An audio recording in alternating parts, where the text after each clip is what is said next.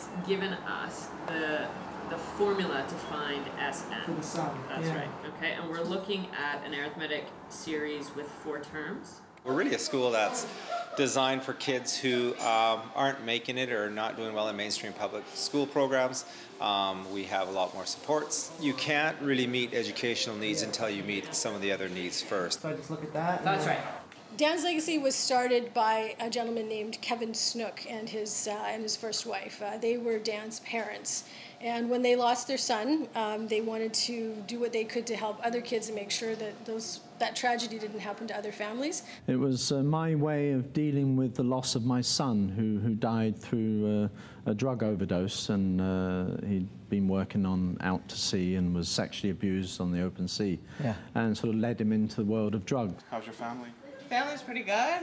Everyone's off doing their own thing. My sister got married. Alonso's getting married in next year. Dan had been in 2 really good recovery programs, but he never got therapy. And I've worked with young people all my life as a therapist, especially ones that have been through abuse and trauma as children, because those are the ones that begin to self-medicate. It was actually government funded, so we actually got, the students in that class got paid to actually Really? there. Yeah. That's an awesome program. Drugs numbed it.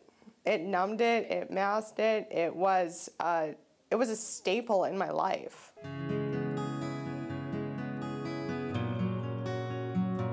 I warned everybody that he was severely depressed and suicidal, and that this would be the result if he didn't get some help.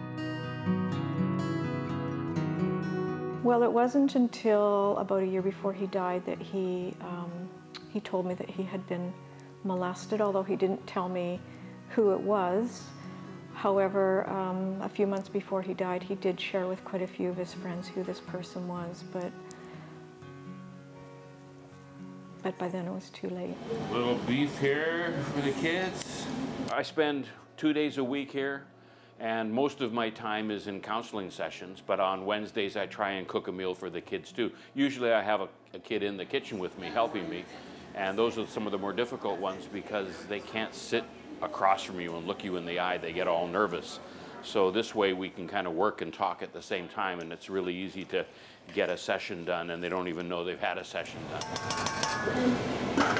Oh, that looks good. This is chicken wings.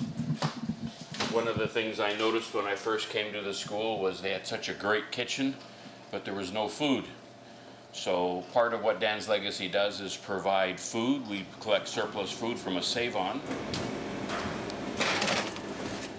We're not looking at drugs and alcohol as the problem. We're looking at trauma and abuse as the problem, and these kids are using whatever they can to ease their own pain.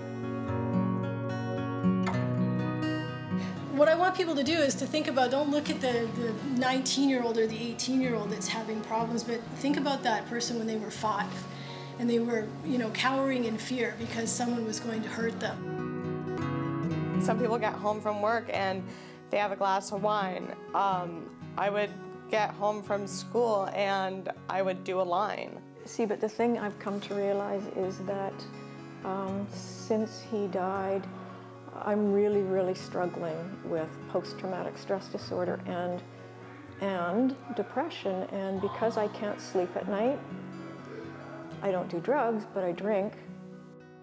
You can't threaten them. You can't use shame and guilt. You need to use insight and empowerment as a modality for change. That's how it really works. And then you've got real change, not just someone that learns how not to do drugs, but someone who learns why they did the drugs, heals that problem, and moves on with their life.